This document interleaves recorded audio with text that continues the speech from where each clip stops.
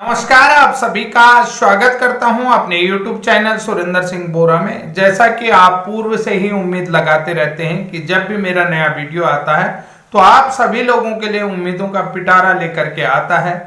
तो इसी तर्ज में आज फिर से आप लोगों के लिए नई उम्मीदों का नया एक पिटारा लेकर के आ रहा हूं। उस पिटारे में कितनी जो है कि सकारात्मक बातें होंगी, कितनी नकारात्मक बातें होंगी, ये सब कुछ आप लोगों को डिसाइड करना है और कमेंट के माध्यम से मेरे को बताना है कि इस पिटारे के अंदर कुछ नई चीजें हो सकती हैं या नहीं हो सकती हैं, क्योंकि सब कुछ आपके हाथ पर निर्भर है, सब कुछ आपकी एक्टिविटी पर निर्भर होता है और सारी चीजें आप लोग ही डिसाइड करते हैं और आप लोगों की रणनीति डिसाइड करती है।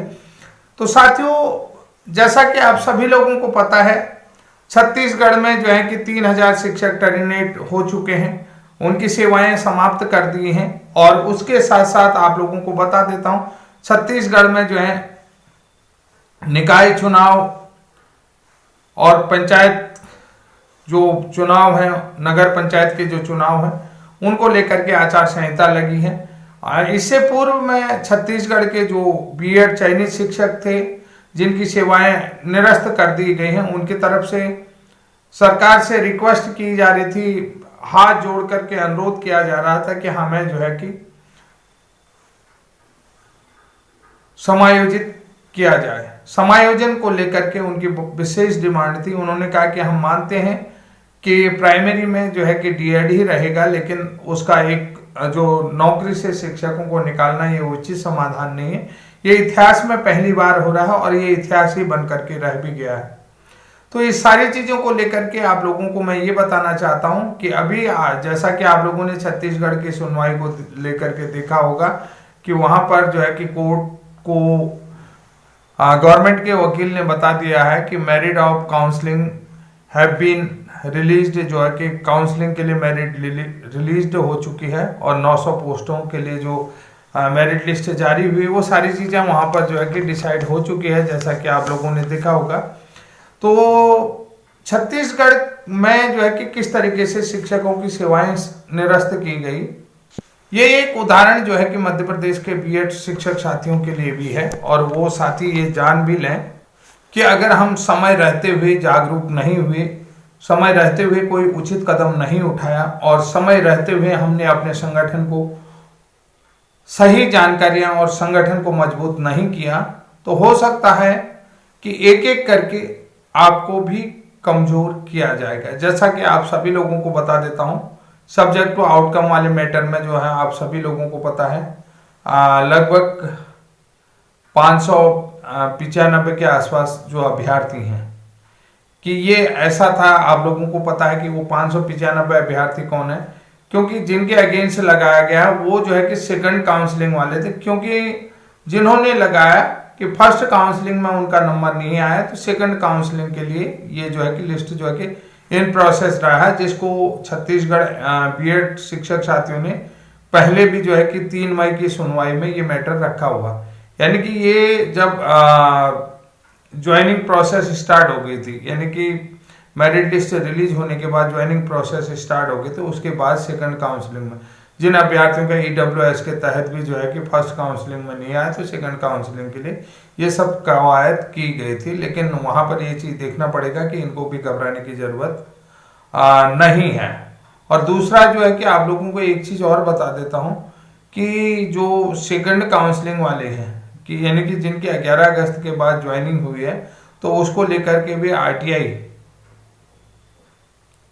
के माध्यम से जवाब मांगा जा रहा है। और आरटीआई के माध्यम से जवाब क्यों मांगा, यानी कि वो कहते हैं कि 10 अगस्त को इनको नियुक्ति पत्र जारी हुआ है, तो उसके बाद जो है कि 10 ही अगस्त को इन्होंने जाकर के विद्यालय में ज्वाइनिंग थोड़ी ली है। ये सरकार का इश्यूज है, ये आप लोगों का इश्यूज नहीं है।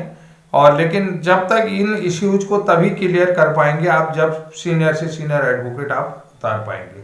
अगर सीनियर एडवोकेट नहीं उतार पाए, मैं मध्य प्रदेश के स्पेशली बीएड अभ्यर्थियों से कहना चाहता हूं कि अगर आप सीनियर एडवोकेट नहीं उतार पाएंगे, तो कहीं न कहीं निश्चित रूप से आप लोगों के लिए प्रॉब्लम खड़ी हो सकती है। और प्रॉब्लम निश्चित रूप से खड़ी होगी, ये चीज मैं आप लोगों को बता देता हूं। 10 अगस्त को जो आपका ज्वाइनिंग लेटर रिलीज हुआ, उसके बाद अब मुझे सारी मालूम है कि आपको पता है कि मेडिकल बनाना होता है, कैरेक्टर बनाना होता है, तमाम चीजें होती हैं।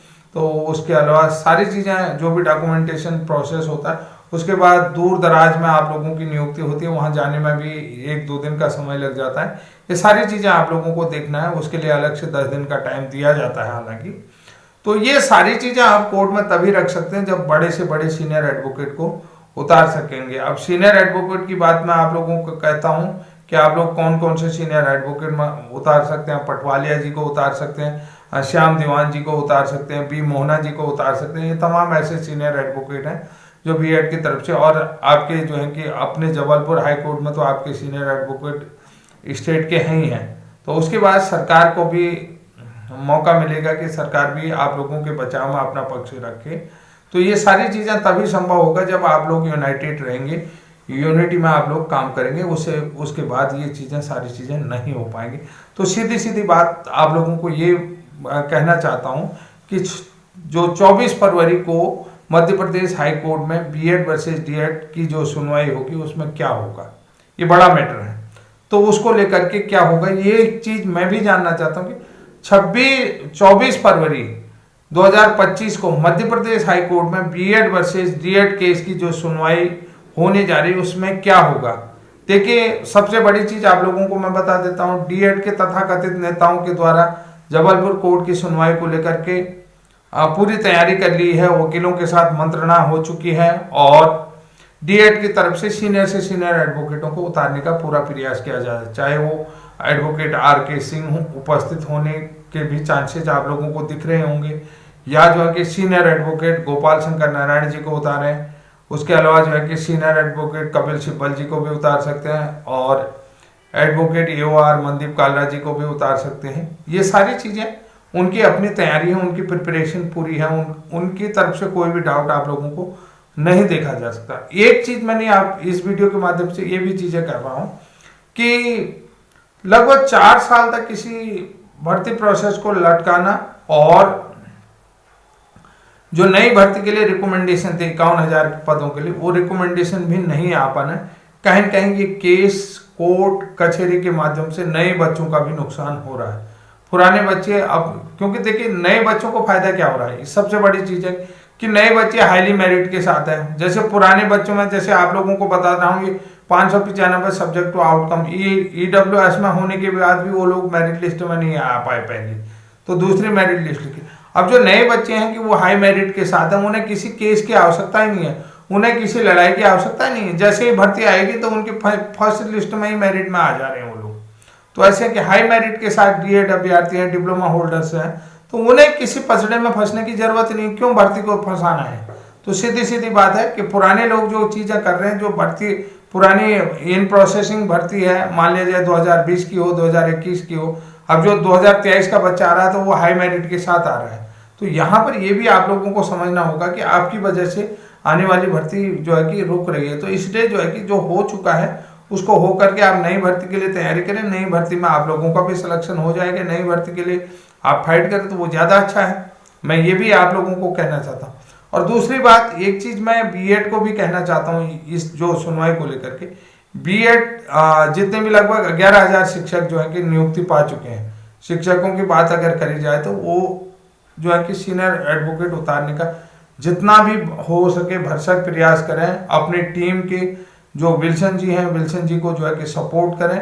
11,000 चयनित शिक्षक एक सीनियर एडवोकेट नहीं कर पा रहे हैं तो ये बहुत बड़ी मतलब दुर्भाग्य वाली बात है आप लोगों के लिए। एक सीनियर एडवोकेट नहीं कर पाते तो ये इससे बड़ा दुर्भाग्य क्या हो सकता है। धीरे धीरे देखिए, कोई भी चीज तोड़ी जाती है तो धीरे धीरे करके तोड़ी जाता है। तो मैं ये, जब आप 11,000 चयनित शिक्षक हैं तो 11,000 चयनित शिक्षक अगर एक साथ, समझ रहे हैं, 1 रुपया भी देते हैं तो 11,000 रुपया एक साथ आता है।